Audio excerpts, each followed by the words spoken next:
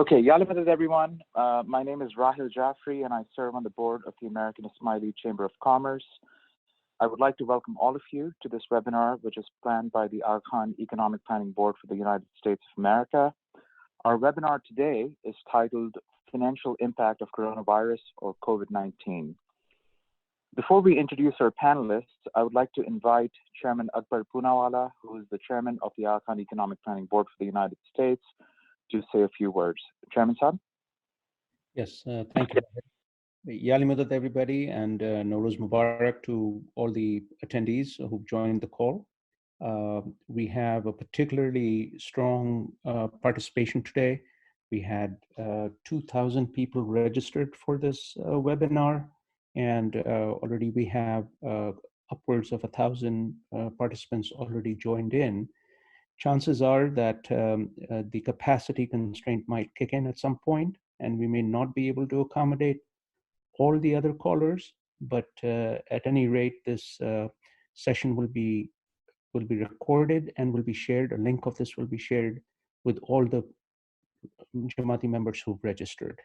So welcome to the webinar. I'd like to also inform the participants that given the high level of participation, we've also had a very engaged dialogue with several of the participants where a lot of questions have been raised. Some of those questions will be addressed during the course of this webinar. While it will not be possible to go into every single one of those questions, we will, however, the Economic Planning Board will work with all the questions and work towards answering as many as possible in the future webinars and through the economic resource guide. We'll talk more about the economic resource guide as we go along the webinar. So to get started, I'd like to acknowledge that we're really facing a very unusual and unprecedented situation where the COVID-19 virus or the impact of that on the global economy has been quite pervasive. In the past, we've had instances which have impacted certain regions, certain countries, certain continents maybe. This is probably one of the first times in most people's lifetimes that something simultaneous has rolled out across the world, and it's impacted the global community, the health, and the economic aspect, as well as the lives of people around the world. So it's unusual, unprecedented, and we have to take that into account. And it's also slightly longer lasting. We'll talk about that. We'll have panelists who will speak about that, the length and how we need to prepare for it. At the same time, I'd like to say that it also impacts all segments of society. There are congressmen and senators who've been impacted by it. There are daily workers working in restaurants, business people, students, all impacted by this. So that is also an unprecedented level and unusual in the number of segments that are impacted by this. As a result of this, the National Council and the various central institutions of the National Council have been working in their respective domains. You must have seen the Social Welfare Board's mental health webinar a couple of days ago. Prior to that, the Health Board has done a number of information providing webinars and continue to offer new and additional refreshed information to the Jamaat.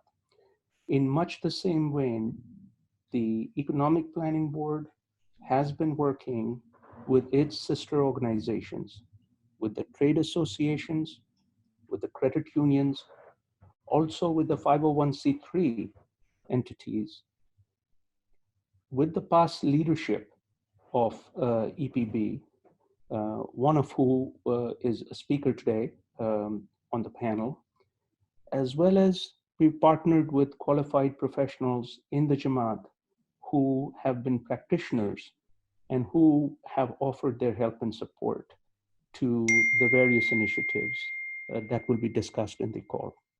So what are those initiatives? Let's talk about that for a second. So we'll compartmentalize them into three sorts of responses, and I'll briefly touch upon them. The first one is called the ERG, or the Economic Resource Guide. Now, the Economic Resource Guide is one which a research team has pulled together from a variety of sources. It provides financial resources and information on subsidies from government, and that includes federal, state, city government, SBA, as well as corporate and CSR groups. So it includes primarily financial resources and information on subsidies from government and corporate sources.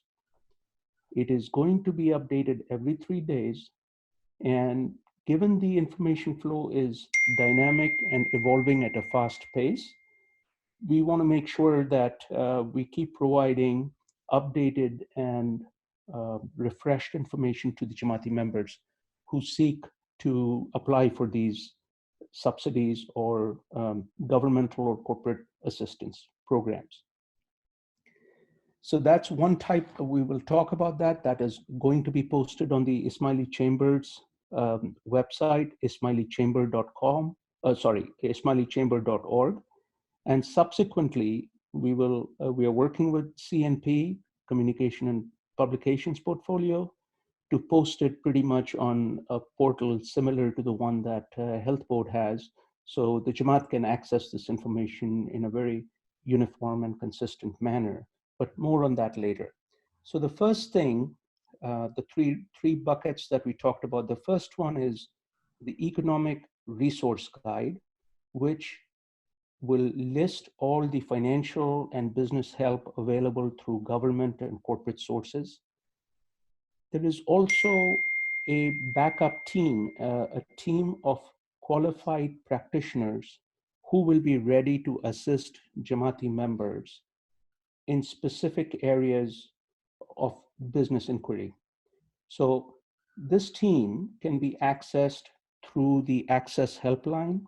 So that number, as most of you might know, is 1-844-55-ACCESS or 1-844-552-2237. Now this number, Jamaati members, business people, as well as professionals and hourly workers, people in all economic segments, if they have queries of an economic kind, they can call the access line and they can reach a member of the economic resource team who will call them back with responses to their queries. So there are 6 teams that have been formed that will be providing responses, but the Jamaat should be assured that we will have quick and responsive feedback available to your queries by individual teams that have been assigned that role. So that's the first bucket, the ERG, or the Economic Resource Guide, which will be very comprehensive. It'll be posted also on the American Ismaili website, so the Jamaat should look out for that. The second bucket is working with the 3 credit unions in the community.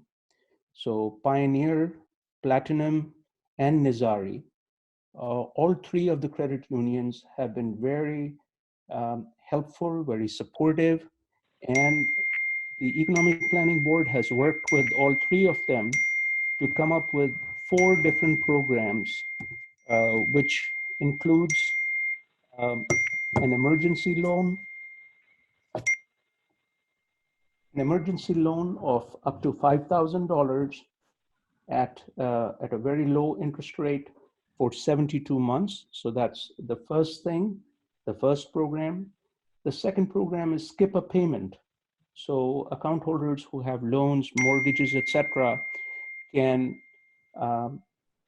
skip a payment for up to 3 months, April, May, and June.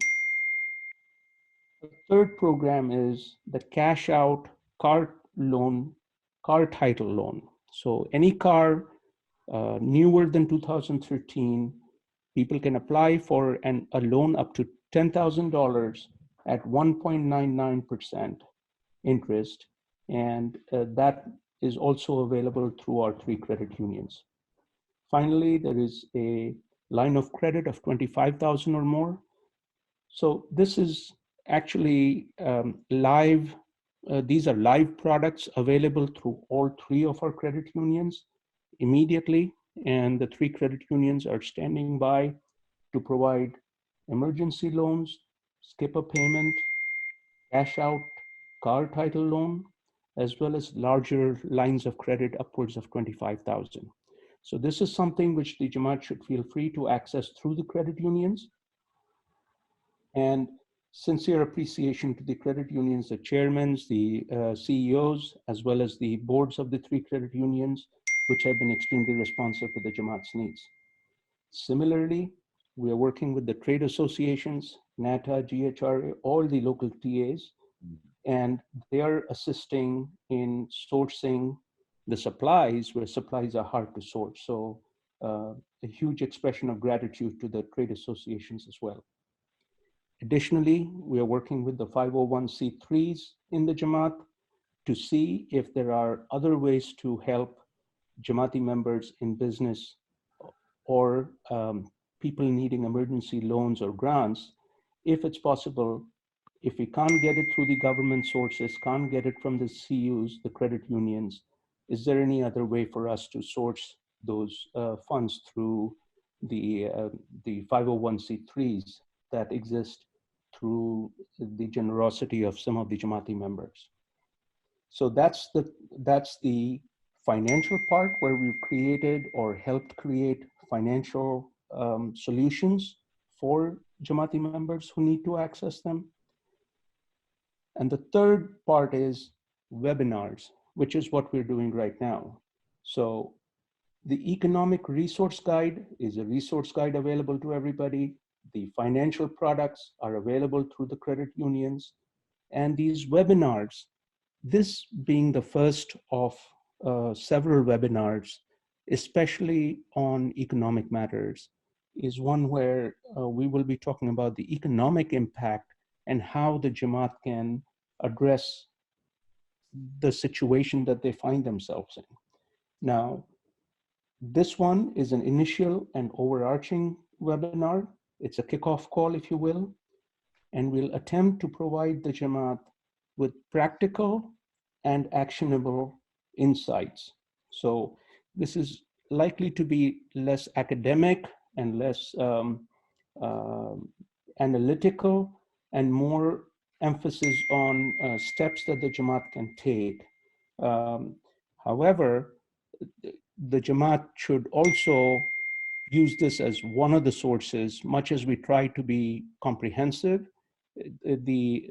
From a liability standpoint, it should not be the sole or the only source that you should look to get the information from. And even though this is practical and actionable advice or solutions, we're looking to keep it updated and partner with other websites, other sources of information. And if you become aware of information that is helpful for inclusion in the economic response guide, resource guide, please feel free to share that with us. If you come across information on companies that are hiring, please also share that with us so we can make that more widely available to the Jamaat. Finally, on the webinars, while this is an overarching and initial webinar, we're hoping to conduct quite a number of webinars subsequent to this that will delve into the deeper aspects of either an industry segment or a subject matter. So for instance, we've seen a lot of interest on cash management, cash flow management. Some of that will be addressed by one of our speakers today, who's going to talk about the business aspect. And yet there are others who have shown a lot of interest in industry segments like C-stores, jewelry stores, hotels, restaurants, QSRs, cell phone businesses, as well as Uber car driving, etc., Lyft and Uber car driving. So we're considering all of those, and we will be arranging subject or industry-specific webinars in the coming days, and we will share them with the Jamaati members. So I really appreciate this. And the final comment I'd like to make is that, it's likely that this situation, the COVID-19 situation, and its after effects are likely to be with us for some time. We don't know whether it's a few weeks, a few months, and we don't know to what extent it's going to impact the economy as a whole. But we do know that certain businesses have already been impacted, others are being impacted, and the longer this goes on, it will impact businesses even more. So we have to be prepared for the longer haul. And the Jamaat should know that the institutions are working hand in glove with each other, with the sister institutions, in coming up with thoughtful programming and proactive action. And inshallah, we'll continue to do that. If there are suggestions that the Jamaat has, please feel free to provide that to us, send it to us, to the local EPB chair or to the national EPB, and we'll take that into account into our future programming. So with that, I'd like to pass it on back to Rahil, if you could kindly take it from here. Thank you very much, Chairman Saab, for sharing your words, really words of hope, and for all the work that EPB and other institutional agencies are doing to support the Jamaat during this time.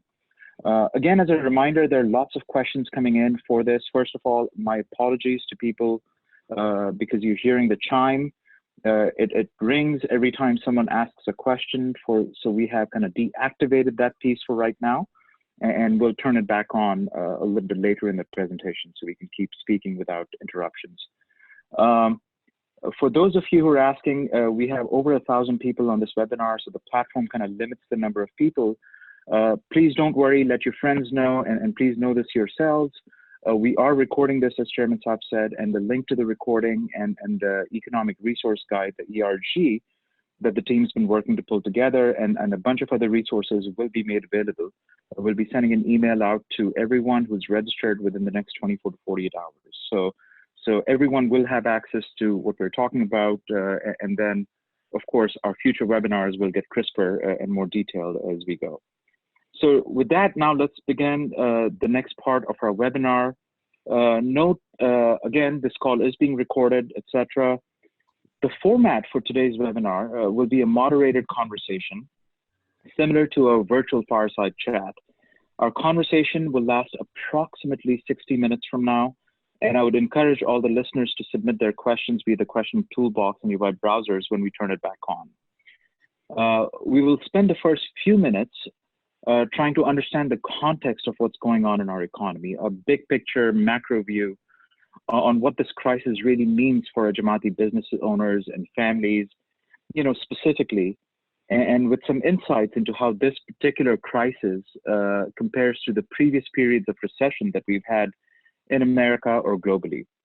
And then with this historical context and a practical framework on how we might look at solutions in our hands, we will quickly move into the Q&A session with our experts, and we'll talk to them about the practical approaches on how business owners and operators, employers and employees, and investors in general might deal with the impact of COVID-19 in the coming days and months. Again, encourage all audience members to think of their questions and be ready to submit them as we open it up again. And with this out of the way, let me introduce our three panelists and then ask our first panelist, Dr. Dosani, to kick things off. So our first speaker today is Dr. Rafiq Dosani. Dr. Dosani is the director of the Center for Asia Pacific Public Policy at the RAND Corporation, which is a think tank. Previously, he was the director of the Center for South Asia at Stanford University. And he also worked as an investment banker, as a venture capitalist, as a journalist, and an agriculturist. Dr. Dosani has deep Jamaati service background as well.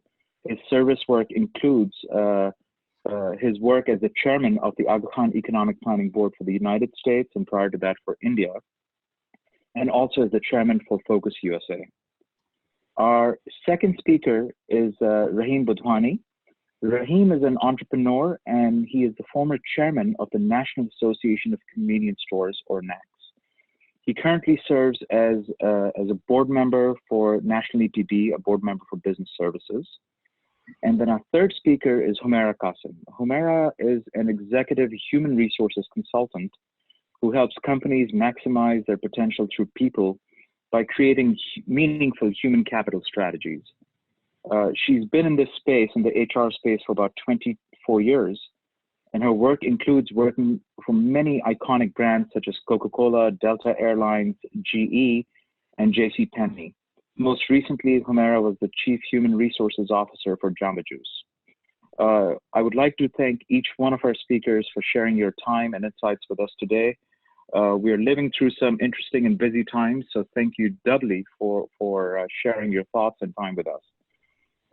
Dr. Dosani, can you please set us off, right? Set stage and spend a few minutes explaining what this crisis means for the economy and how we might see this from the lens of previous economic disruptions that we have seen. What does this mean for an average American, a small business owner, families, wage earners, professionals, and of course, investors? So with that, Dr. Dosani. Thank you. Yali Madad to you, Rahil, or to all our listeners, and Nowruz Mubarak to everyone.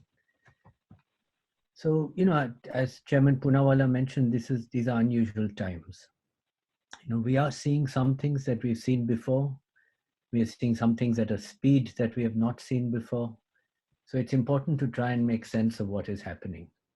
The first sort of most visible large-scale effects are the layoffs and closures that we are observing, particularly in the hospitality sector. We are also seeing gas prices falling steeply, and we are noticing that these things are not unusual. This has been typical of all downturns in the economy for several decades now. We are also seeing the beginnings of government action, both at the level of the federal government and the state government, as well as the Federal Reserve Bank in terms of injecting liquidity. And we can discuss that a bit more later. In earlier crashes, whether you look at the 2001 internet.com crash, the 2007 to 8 Great Recession, earlier with the Iraq War, with the 1987 crash, in all these cases, the economy recovered in about 12 months. The question is, we might ask is, what will happen this time around? So I'll talk a bit about that as well. Overall, the message that I have is of some uncertainties that are new, some hope, and ultimately confidence in the resilience of the economy. So let's deal with the uncertainties first. First, from the nature of the disease, this coronavirus, we are experiencing the first global communicable disease of this century. We have had pandemics earlier this century, but they were fairly small in their effect. For example, the SARS pandemic, which also originated from bats in China, just like this one, that infected 8,098 persons. It killed 774 persons in 29 countries. In the US, SARS infected only 10 persons. Now, the reason for the difference, if you look at it with coronavirus, is that although both are spread by droplet transmission, the molecular structure of this one enables it to more easily infect more people. The result is that just 3 months on, the coronavirus has infected 335,000 people and killed over 14,000. And that's just in 3 months. Since it broke out in mid-December. Of these, 30,000 are infected in the US and about 400 have died, about a 1% fatality rate. The US is still in the middle stages of this crisis. The coming 10 days are critical for the US in terms of understanding how many people will be affected. So far, what we know is that we've had in the United States a lower rate of infection than in the countries where it first began, that is China and Korea. For the same stage of the disease's breakout, it's better over here, but this may or may not continue, and we should be prepared for fairly large numbers. So that's one big uncertainty. Where is this disease going? Second negative factor is that in the US, the job losses have already been fairly severe. I'll come to some numbers in a moment, but it's typical in the United States economy that we face much more severe downturns and then recover quickly compared to other countries. This is partly because the cost of retaining employees is high in the US due to high healthcare costs and other fixed costs. And also the nature of small businesses here, which cannot afford such costs in a downturn and quickly lay off employees, because otherwise they themselves might shut down. Now, the brunt of the layoffs have been borne by the hospitality, that is the travel, tourism, and food sectors, which makes up about 8% of GDP in terms of both jobs as well as sales. Hotel occupancy in the most affected states, that is New York, California, Washington, and Massachusetts, is down from 80% to 20%. Hundreds, if not thousands, of hotels have shut down and thousands of restaurants. Jobless claims, and this is a key number to watch, jobless claims, which normally are around 215,000 at any time, rose to 281,000 for the week ended March 14th. And for the week that just ended, March 21st, it's expected to rise to an unprecedented 2 million. That's a 9 times increase in 1 week, which is unprecedented. The third negative factor is a rising sense of unnecessary panic. We have seen stock markets tumble by 30% over the past few weeks, something that has not happened for many years. People are stocking food despite ample evidence that there is no breakdown in the total supply of food or in the supply chain that brings the food from the farm to the supermarket. But the panic can cause real effects on the economy, so it's something that we should be concerned about. So those were the three sources of uncertainty. Now coming to the sources of hope. The first is that the government is finally taking decisive action in making more tests available in terms of its financial responses. We have the first real hope that the virus can be contained. You know, China and Korea have already solved the problem of the virus within a period of 3 months just by widespread testing and isolating those who tested positive. And the result is now that the virus has been controlled, they have put in a massive financial stimulus program, which already is paying off. In my conversations over the last week with manufacturers in China, those on the eastern seaboard, which is where most of the production of China takes place, are already back to a 90% factory production rate. So that's very good news, something that's a hopeful sign that we can recover quickly. And we should not look at the rising numbers of cases of the virus in the US as bad news. In fact, it's good news in the sense that we finally know how many are being affected. And that's the first step to isolating them and solving the problem. The third reason for hope is that the Federal Reserve has already reduced interest rates to near zero and is pumping in at least 700 billion into the economy. The federal government has announced a large number of benefits with regard to sick leave and school closure support. It is expected in the next couple of days to pass additional legislation to pay cash benefits to those earning 99,000 or less. The Small Business Administration has a very active disaster loan program that it has activated for state-level disasters in the past, such as Hurricane Katrina, but now available nationally, giving up to $2 million at low interest rates, 3.75% for all kinds of uses. And finally, the reason for hope is that a vaccine will soon be available, probably at the end of the summer. Once that comes into place, it will have a dramatic impact, just as it did with the swine flu of earlier, a few years ago. Having moved from uncertainty to hope, let me give you my reasons for confidence in the resilience of the US economy in the face of layoffs, business closures, and stock market panic. The short answer is that there's good reason to expect that the downturn will be short.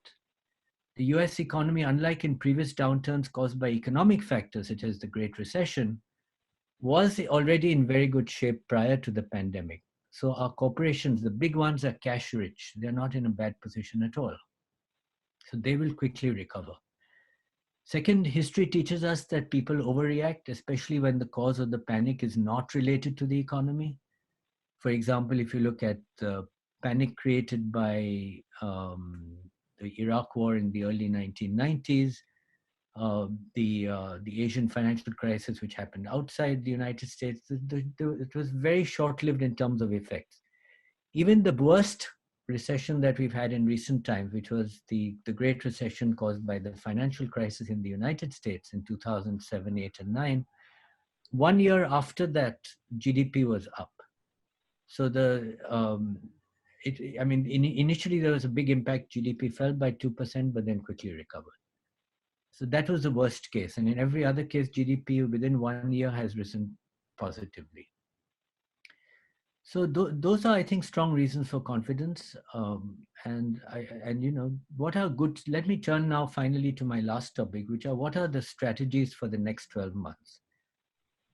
The first is to recognize that the pain is real now, and that job losses and affected businesses will continue to suffer for the next few months before a recovery starts in the late summer. And we don't know exactly when it'll start.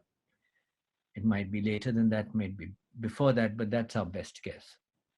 The pain in the short term could be severe, so it is important to plan for enough cash to tide the family and one's business for several months. This is not a time for quick buying, especially with leverage. There will be plenty of opportunities still after 3 months. For now, be very cautious and watch for trends.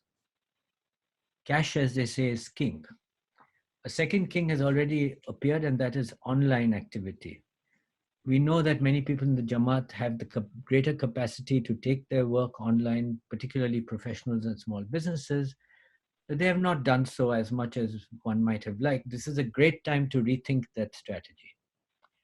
Third, for those active in financial markets, be aware that some countries have started to recover, but many others are still in the beginning of the downturn.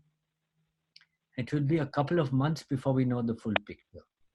During this time, expect markets to be volatile and highly risky. Finally, as AKEPB has always advised, build your human capital in a downturn through online education and training. It is your best insurance against future downturns and your best leverage for future upturns. So with that, Rahil, let me wrap up here and give it back to you, and I'd be happy to take questions later. Thank you very much, Chairman Saab, for sharing your thoughts on this. And we'll talk about this a little bit later to explore specifically how the economic impacts might play out for small business owners and those involved in retail and real estate and those specific industry. But before we go there, I have a couple of other questions. Given what you just said, that the government is starting to take this seriously, I think everyone has woken up to the fact that this is serious business. What kind of support do you see the government providing, both what is announced already and both also in terms of what's previously happened and been known to work? So I think Rahil, thanks for that question. I think the main goal of the government is to get credit flowing in the economy while making sure that those who have lost their occupations have some fallback. As you know, in the United States, we have over 40 million people who aren't covered by proper health insurance or at all, and many others with inadequate health insurance. So the main things that have happened so far concern those areas. There's 2 weeks of paid sick leave for ill or quarantined workers, and the amount is $511 a day to be paid by the employer, for which they will get a direct tax credit. There's 2 weeks of paid sick leave for families who have to look after these workers who are ill or because of school closures, and that's $200 a day. There's 12-week paid family leave of $200 a day and applies to firms with less than 500 workers. So that's what we know has happened so far. And then legislation currently going through the Senate and the House will give a payout somewhere of around between $1,000 and $2,000 per family for those earning less than $99,000 a year. There will be bridge loans. I mentioned already the Small Business Administration, the unemployment insurance has also been relaxed in many states. It's important to keep track of your state because the states are taking the lead in these kinds of benefits. So that's what's happened. Okay. What's happening here. So Chairman Saab, one more question for you, and then we'll kind of bring in the other speakers as well. So there has been a huge impact on the energy industry. As we all know, the crude prices have just crashed completely, right? Given how much of our Jamaat is based in Texas or is involved in the gasoline retail business, can you spend a couple of minutes talking about the geopolitics of oil, but more from the perspective of what does low oil mean for the US as a whole, for Texas in particular, and more specifically for retailers that sell gasoline? What does it mean for our Jamaat at the end of the day? Sure. So at the overall economy level, energy is an important sector of the economy. It makes up close to 7.5% of gross domestic product, which is about the same as the hospitality sector. So it's, it's huge. It accounts for a smaller share of employment, about 5.5%. Now in Texas, it's which is the country's largest producer of energy products. Oil obviously has a bigger share of GDP. It's about 13%. So the crash in oil prices, now below $30 at the Brent crude level per barrel, is definitely significant. And we are seeing it in the pump as well, with sub $2 prices already in place. And even if you look ahead at December futures prices for oil, they're still below $40. So this is definitely going to have an impact on the Texas economy. And one shouldn't forget that the oil sector is a significant provider of tax revenue for schools and for healthcare facilities. It gives about $15 billion a year just in state taxes in Texas.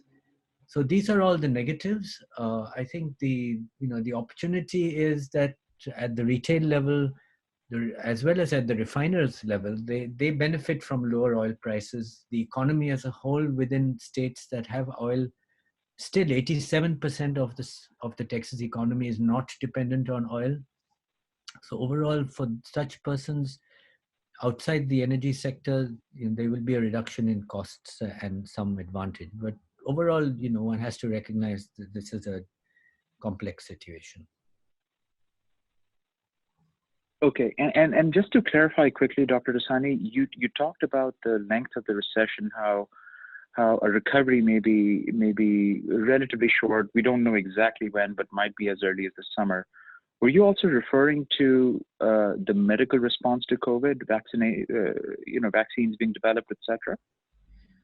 So the vaccine is, not expected before late summer, but there are hundreds of trials going on in China, in the US. All federal drug agencies have fast-tracked testing. So the expectation is no later than late summer. We should have the policy response you were talking about. Okay. Yes. Policy and response. in the case of the swine flu, we had a vaccine very quickly within 6 months. In the case of SARS and MERS, there was no pressure to produce a vaccine because the epidemics died down. So it's not going to be that difficult to produce a vaccine. Okay. So Rahim, let's kind of move on to you very quickly. Given what Chairman Rafiq Dosani has just laid out, can you, Rahim, from your standpoint, right, as the former chairman of NACS, etc., can you talk a little bit about how you see this play out, but specifically from the standpoint of small business owners in our Jamaat? C-stores, jewelry businesses, dry cleaners, nail salons, cell phone stores, etc. What is the immediate impact of this crisis on them?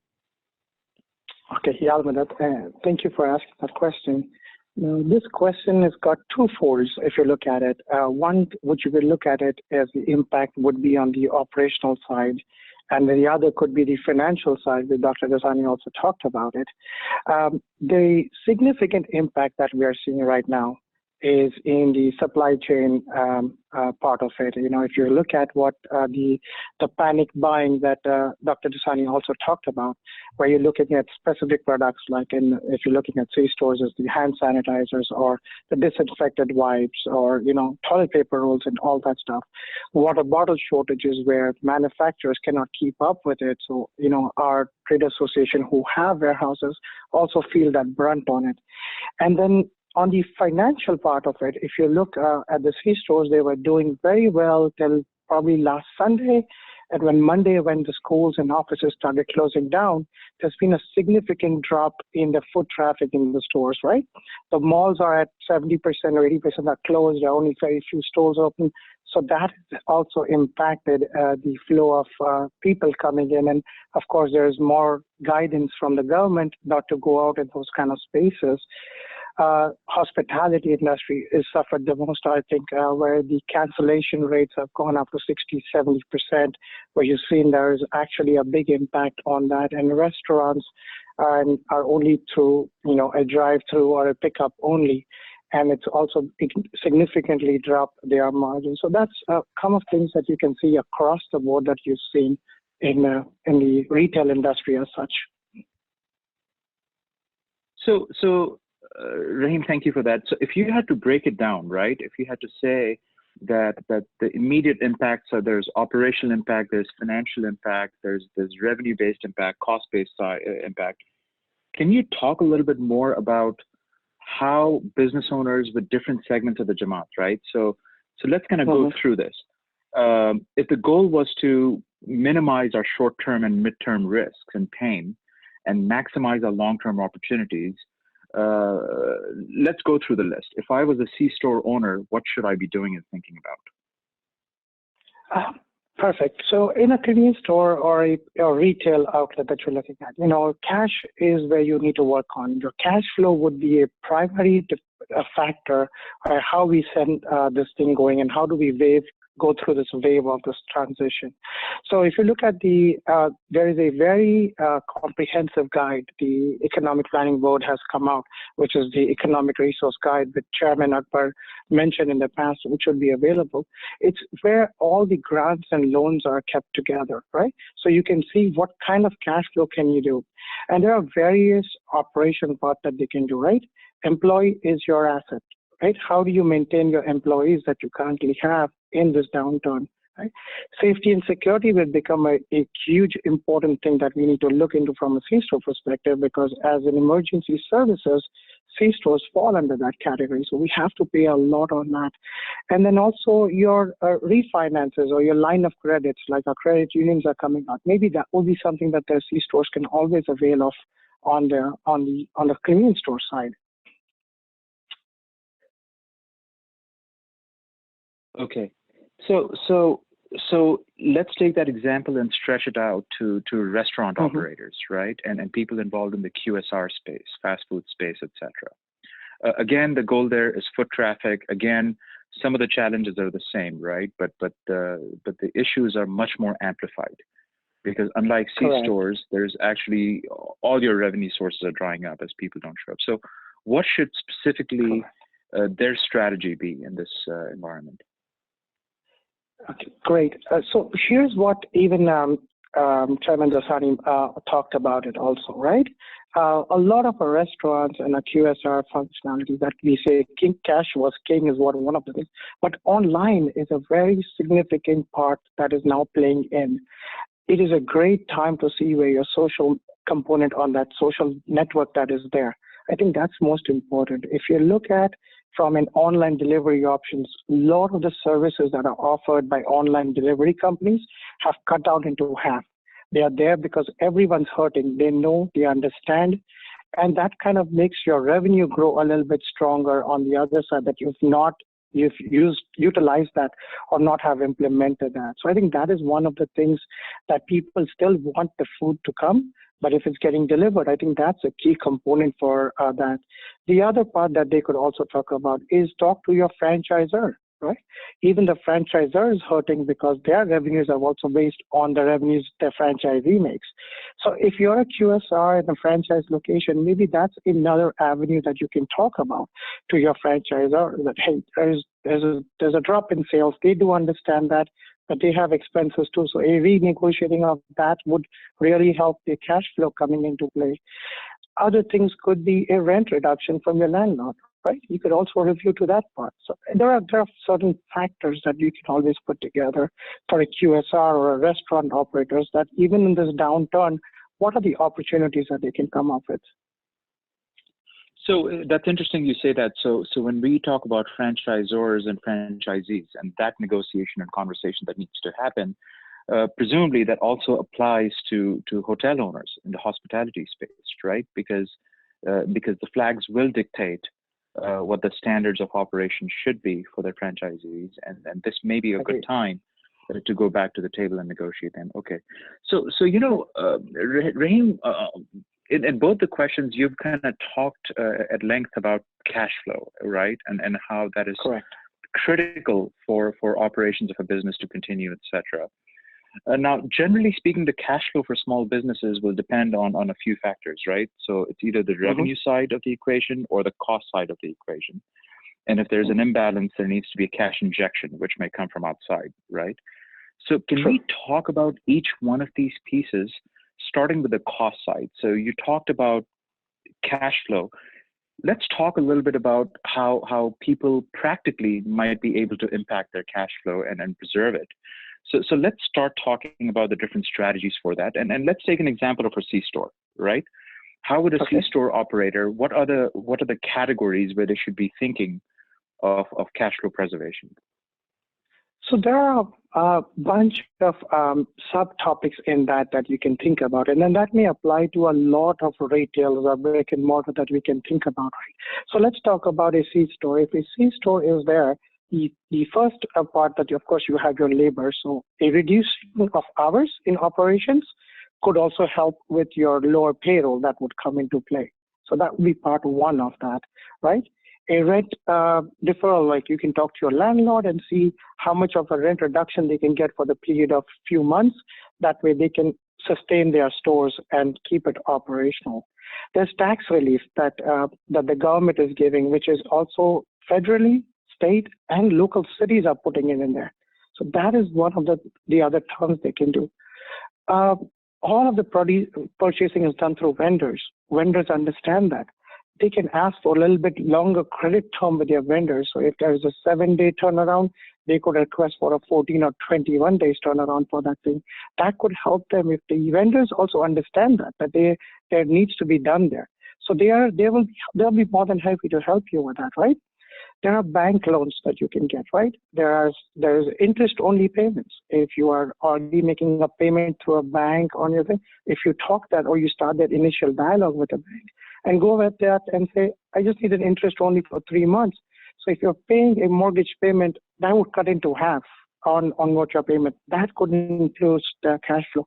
And then, of course, Rahim, let me interject for a quick second there. So when you talk about bank loans and recapitalization and stuff, in your experience and based on what you've seen, do you see banks willing to work through these situations without the asset owners, their long-term credit being impaired?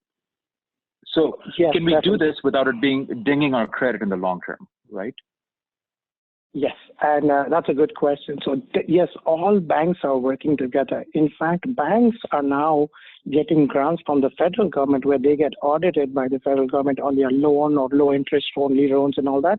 The government is waiving that out for the banks. So the banks are more than happy to talk to you about this part. So yes, the banks are full-fledged, and I've seen things happen where banks within 2 hours are giving an answer says it's done deferred, that you don't have to pay interest for like 3 months or something like that. So the banks are working really, really diligently to work these things through, but we need to start that initiation conversation now.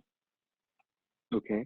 And then you were talking about the cash flow, preservation and cash preservation. So one of the things you had mentioned earlier on is talking about government grants and SBA loans, and Dr. Dosani had also talked about it. Can you speak to that a little bit? What type of relief grants are available through SBA or other agencies that might be available to small business owners? Sure. So I just heard that SBA is going to give up to $2 million on a very low interest rate. It's about 3.25% or 3.5% to small business loans that can be used for operationals only, the loss of income kind of loans. So they are giving you that loans. You just have to apply for it correctly and do it. There are cities actually who are giving you 180 days no interest loan for right now for people who are in business in that city to inject that capital to keep the labor force, to keep their businesses running. So that's also coming in. States are offering deferred taxes, that they can inject that money in. So there is a lot of lot of trickling of money from everywhere. And if we kind of rule and see in what is coming through, that will really help our business owners to understand that there is a lot of cash flow opportunities that we are not availing, that they can do that and maintain business. Okay. So with that, let's kind of pivot for a second over to Humera. One of the things, Humera, we hear about, just people in general, the instinct is lower your payroll costs. What are my responsibilities to preserve cash? What are my responsibilities towards my employees, etc. So starting with, do you have any overarching messages for the Jamaati employers and employees, Humera, as an HR professional that you would start with? Yeah, absolutely. Thank you, Rahil. First of all, I think that it really depends on where you are. Be aware of what your local, your city, your county, your state mandates are, because as both speakers have said already, there's different relief acts that are coming from these different places. So it's important not only to know what's available, but also what the requirements are. It's important to know what is your city mandating? What are they suggesting versus what are they mandating? And it's very important that we follow those mandates. We have to have a safety first mentality, both for our employees and for our customers. So follow these safety precautions that your city and your state and your counties are putting out there. Overarching, I would say, do some of these things that various, the media outlets are talking about, right? Where it makes sense, provide gloves. Where it makes sense, have hand sanitizer available for your employees. I realize that all of these things cost a premium now, but in the long run, these are small things that you can do to help make sure that your employees stay healthy. Okay, so that's actually good information. So the first goal should be safety, both of the employees and the employers and the customers, of course, walking through your business, etc. By the way, before I move on with my next question for Humera, I'd like to remind everyone on this call, EPB again has a ton of information that has been gathered, and these guides will be available for all Jamaati members. There's a lot of information coming at you, and these guides actually will have specific information by state, by city, etc. So it should be a very helpful resource. And of course, if you have any further questions, you can refer back to EPB through the access hotlines, etc. And we are here to answer any other questions. So with that, Humera, let me kind of shift gears and talk about this from an individual standpoint as well. If I am unemployed now and I've never filed for unemployment benefits, what is the process generally that I should be thinking about? What are my rights? What are my privileges? What's the process? Yeah, that's a great question. So I've been asked this a lot in recent days. There's people that don't even know exactly what unemployment insurance is because they've never had to utilize it. So unemployment insurance, in a sentence, really is a program that pays you money if you lose your job through no fault of your own. It is a benefit that is administered at a state level. And so it's going to be really important that those that are listening look at their state's website to understand what the requirements are for their state eligibility requirements. It's really easy. It can be done online. Each state has a slightly different process, but you can file online. The other really good news is that there has been some federal government funding for unemployment, and that is being funded down to the state level. There are some additional reasons why one can file unemployment specifically related to COVID-19. For example, and then at the federal level, and these are examples at the federal level. Remember, your states are going to have specific information, but at the federal level, an employer temporarily ceases operations due to COVID-19. That can now be an approved reason. A second reason can be an individual is quarantined with the expectation of returning to work after the quarantine is over. Finally, a third reason is an individual leaves employment due to risk of exposure or infection or to care for a family member. So these are some of these new, more flexible eligibility requirements are different. And so I really encourage everybody those that are seeking unemployment, to look at their state resources. Okay. So now let's kind of change perspectives a little bit, right? Let's look at this from an employer standpoint, right? So can you talk through what the rules are around paid sick leave specifically, and what do these rules mean for employers of different sizes, right? So if I have 0 to 10 employees or 10 to 50 employees, how do the rules change, both for this and for FMLA and other rules? There's a lot of confusion around that. Yeah, that's fair. The reason why there's a lot of confusion around it is that this is part of paid sick leave is a part of the Families First Coronavirus Response Act. It actually is a big bill that has multiple pieces. The reason why there's so much confusion about this is that the bill just got signed into law back on the 18th. That was just a few days ago. It doesn't go into effect until April 2nd. Please realize that usually between a law being signed and it being going into effect, there's usually months or even years before these things happen.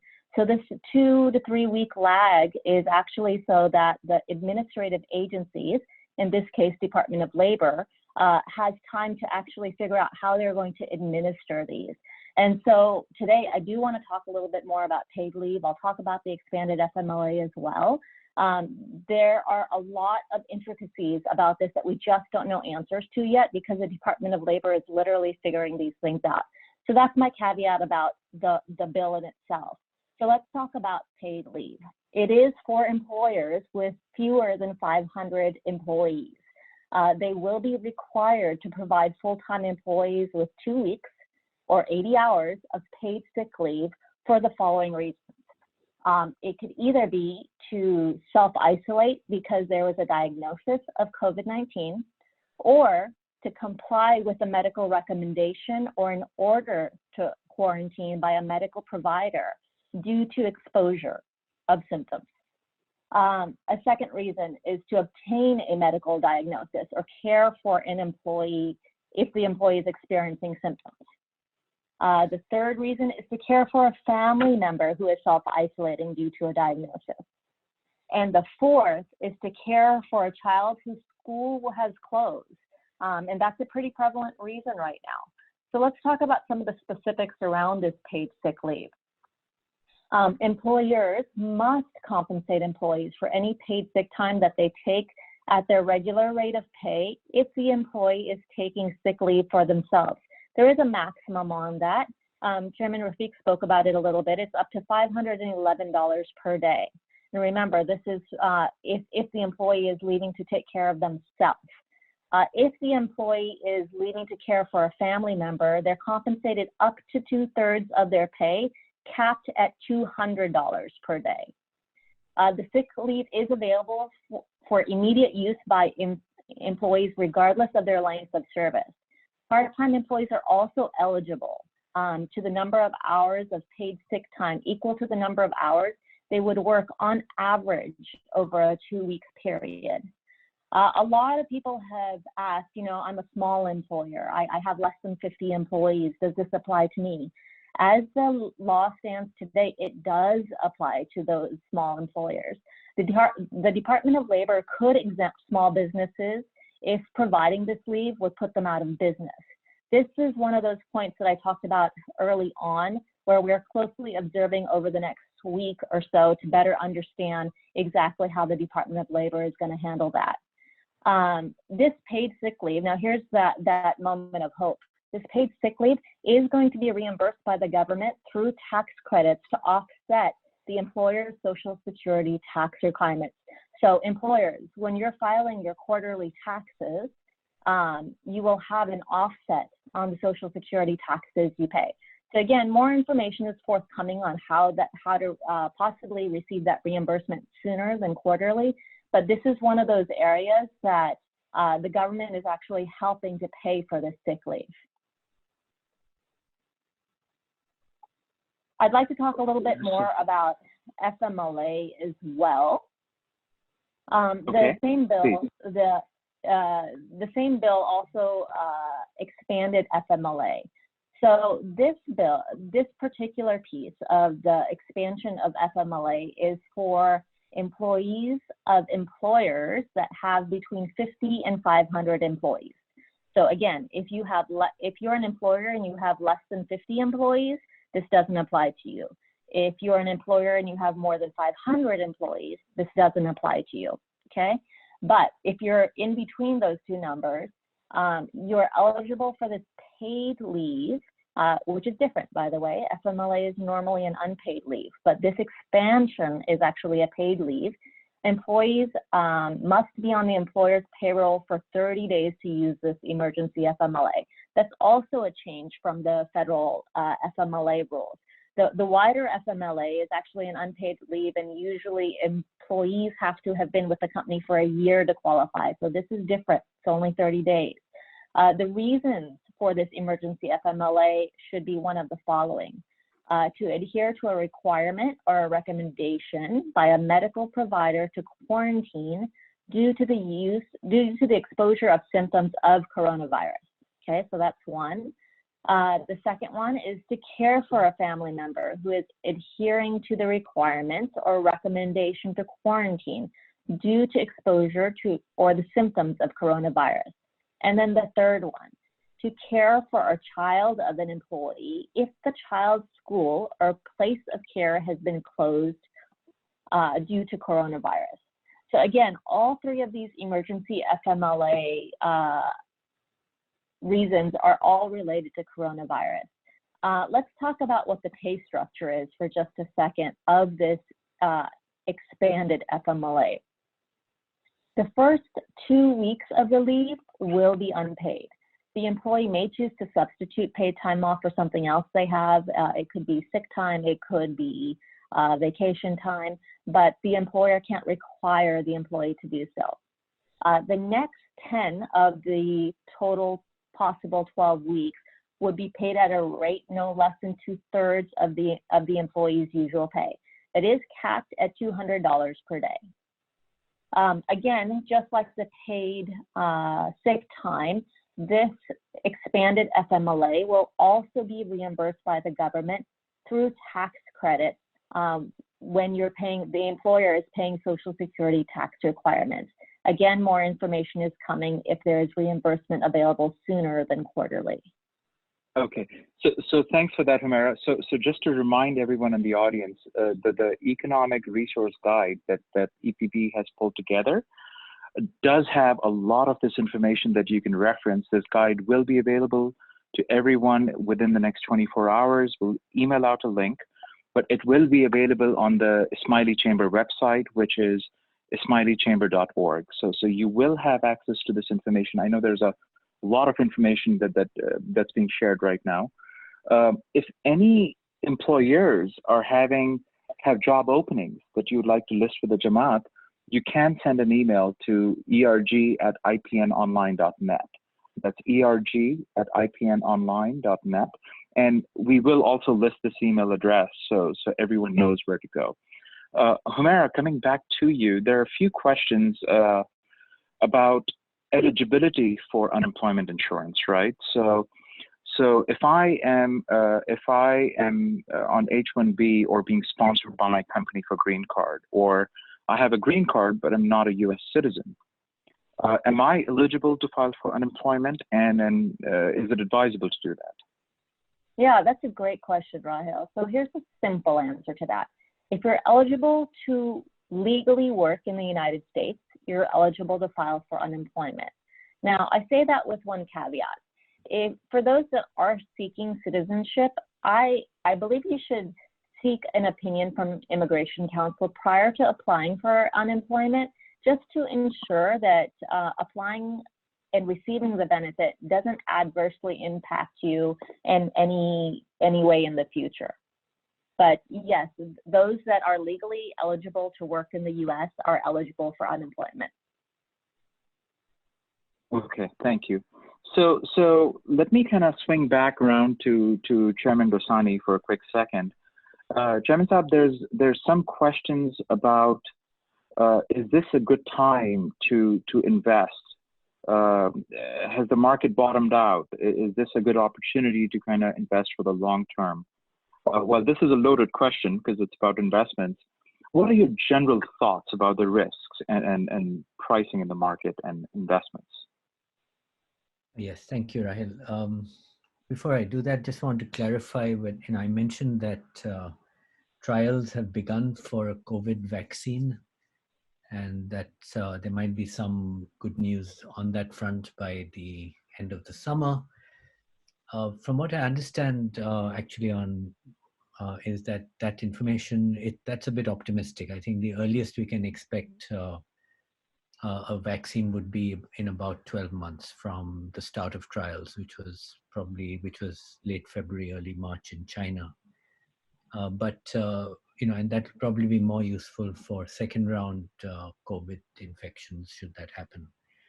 But of course, the reality is, and even if you look at Italy, which has been the worst affected country after China, even they are now seeing a reduction in their new cases and in the number of deaths, showing that they too, even despite a late start, can battle the virus. So coming to your question on the stock market or financial market and the bottoming out and so on, as you say, it's a loaded question. If I could call the bottom of the stock market, my name would be there with Jeff Bezos and others. It's not, and one shouldn't even try. As the old saying goes, it's good to get the milk, forget about the cream.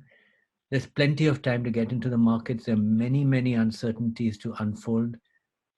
At this point, leveraging up or doing things that you can't afford in the long term, I would definitely argue against it.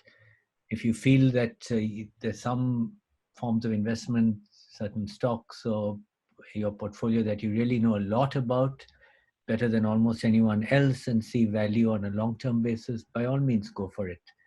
But this is not the time to be speculated based on poor information. Thank you. Okay, thank you. Thank you very much, Chairman Saab. Rahim, let me ask you a couple of different questions. So first one is, we've talked about going back to the table to negotiate with landlords, with vendors, with banks, etc. Can you talk a little bit about what the legal process or the documentation requirements are to get this going, to get the process started? Number one. Sure. I think it's very important that we start this conversation as of right now. It is important that we have a letter in their hands talking about this. Now, AKEPB has created templates of documents that you can just fill in and just give it to your landlord to start that initiation part. Because I think it's important that the landlord understands your pain and you're getting to them. So that's one of the things. And then again, the second part about professional legal help. We have a wonderful system called Access. Call the Access helpline. I would recommend everyone to do that.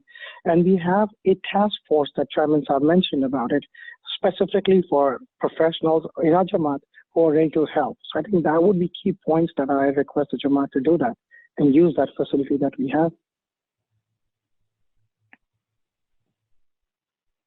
Okay, and Rahim, one more question. If you're self-employed in a business, are you?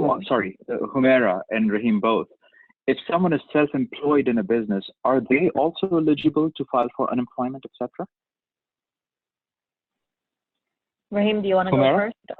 No, Humaira, that's your expertise. Yeah. So let's go for you. Yes. Okay. Okay, fantastic. So the simple answer is yes, you can file for unemployment if you're self-employed, so long as you're paying taxes. As long as you have been paying unemployment taxes, you're eligible to file. Okay. And Humaira, do you have a sense for when the Department of Labor, what kind of dates and deadlines they're thinking about when a company does account for what the employee benefits are, what the rebates are, etc.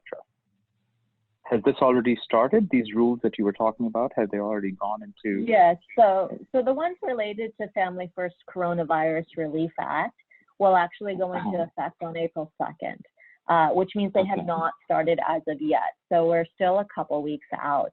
The unemployment benefits have already begun. They've always been in existence, but the expansion with coronavirus is already there.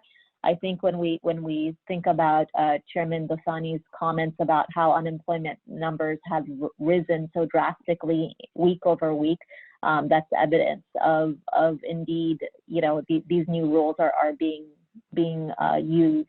The one thing I would say is that there is a delay in response time from the unemployment agencies.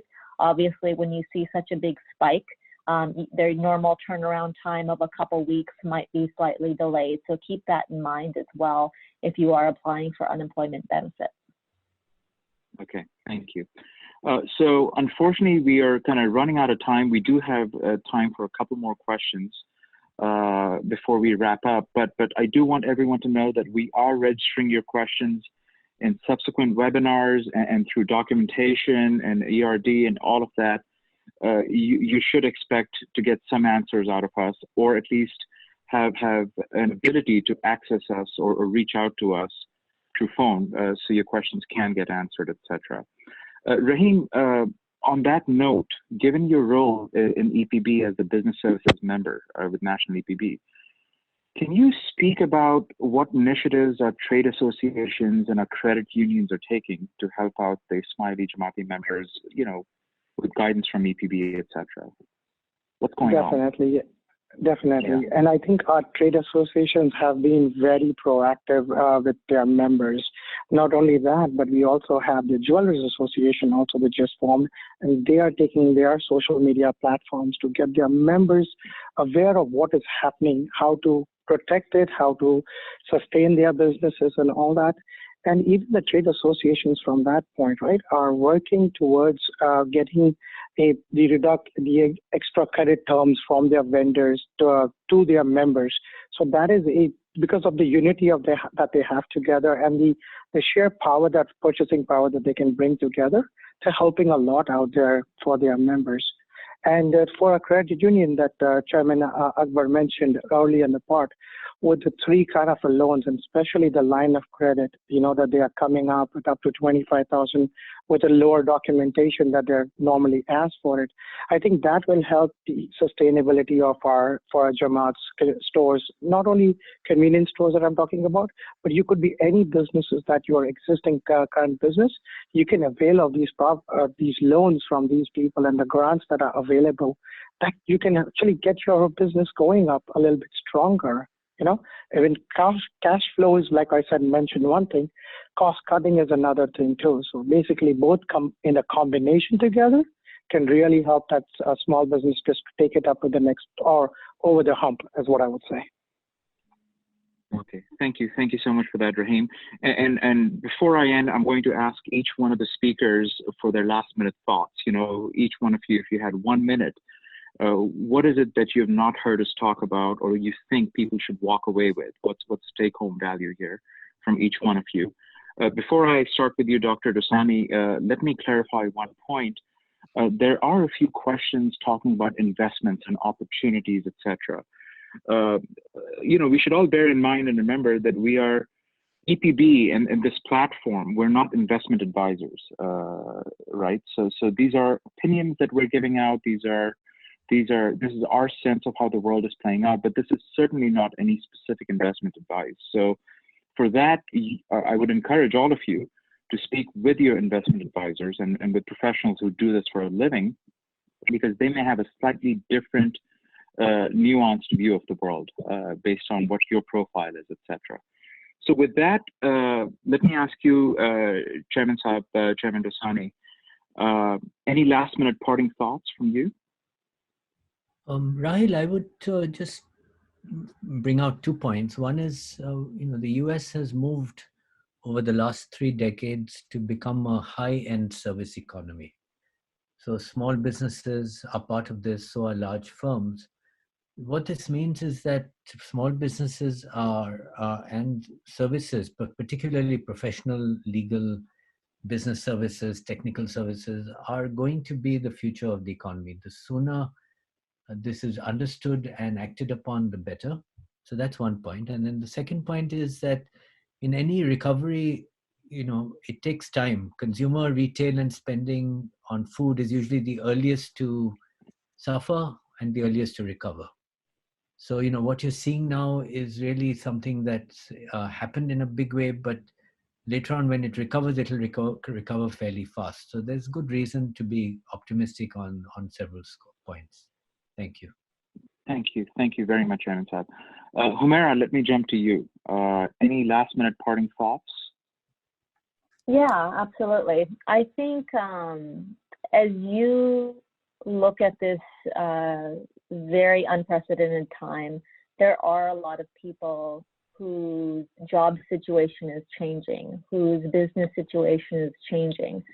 I choose to be an eternal optimist and say that this is a great time to think about how you upskill yourself, how you reskill yourself, how you take your strengths and your assets and how you pivot to what the new need is in society today.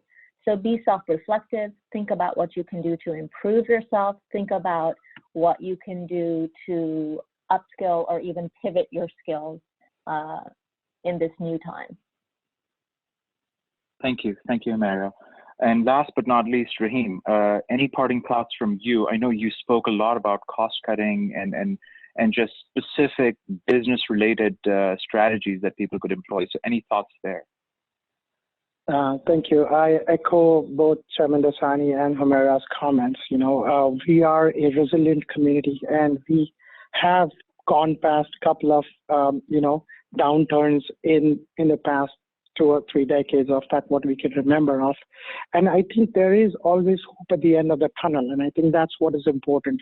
If we stick together, stay on the course of what we are giving, use the guides that we are providing, like what AKEPB is giving you those guides, use it effectively, and to the trade associations that are there, follow them, follow their guidelines. I think we'll come through with this one. I think we've come through in the past and we'll come through in the future. So I think that's the only way I can say it as business owners, that we can come through it. It is short-lived, it's short-termed, as what Chairman Dasani talked about.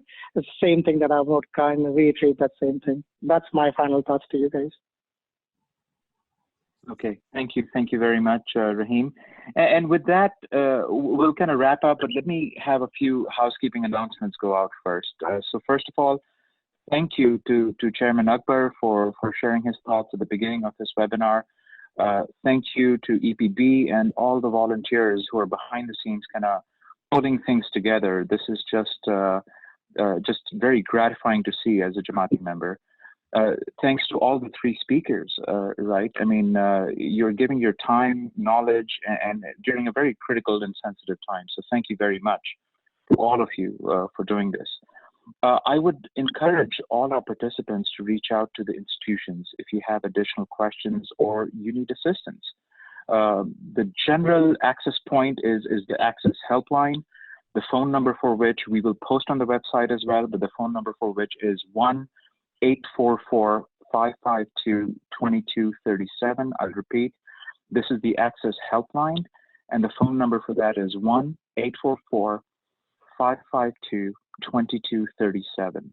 So this should be the venue through which you're reaching out to the institution seeking assistance or answers to your questions, etc. You should also know, the Jamaat and the participants should also know that all the Jamaati institutional assets that we have in our community, everyone's come together to assist the Jamaat in various ways. So for example, and I know Rahim spoke about this briefly, but the 3 community credit unions that we have within our Jamaat have all come together to develop a COVID-19 assistance program. Our trade associations are helping with procurement of essential supplies in case there are shortages. And our Jamaati volunteers who are specialists, the CPAs, the attorneys, they're also coming together to offer their expertise and are fully engaged to guide the Jamaat in need for assistance in specific industries, etc. Aside from this, EPB, like we've kind of talked about repeatedly through this call, EPB has pulled together a great team and a lot of resources. The idea behind that is there's so much information flowing out there right now that it's becoming a bit overwhelming. So can we get our Jamaati members or professionals to come in and curate that information, distill that information, filter out the noise, and have meaningful information? And that information is coming in the form of the Economic Resource Guide, or ERG, as Chairman Akbar had mentioned earlier. And this guide will be updated constantly so that the Jamaat and volunteers all have access to the latest information on what the federal, state, local, and corporate financial relief, plans are, resources are that are available for businesses and individuals. All of this, the guide, the various of the documents that we have referenced, etc., will all be available for the Jamaat. We will start with, we will post it all on the Ismaili Chamber website, like I said, which is ismailichamber.org. And we will also send a link out to this information via email to everyone who registered for this call. In addition to this, please do stay tuned. If you've not registered, do register with AICC. Send us an email at support@ismailichamber.org. The reason is EPB is developing several additional webinars. So this webinar, as Chairman Akbar had mentioned, it was a very broad take on what's going on in the world. We totally recognize that there are some questions that are very specific to specific industries. So the hospitality sector, what should our responses be? What should the plans and ideas be? C-store sector, retail, jewelry, etc. So we are planning future webinars that hopefully will answer some of these questions, or where we can invite experts to talk about these things. So stay tuned and do come back to listen to more. And again, I would like to end by saying our institutions have trained volunteers available to assist with the Jamaat. So no one is in this alone. We're all in this together, and if you need any help, please reach out to us via the Access Helpline. The number is 844-552-2237. And very, very lastly, we will be sending out a link with a short survey on today's webinar. So if you can, I would encourage all of you to kind of complete the survey, because that will help us. It will give us data on what kind of things would be relevant for you, and it will help us plan better. So thank you. Yalamadad to everyone, and good luck. Yalamadad. Yalamadad.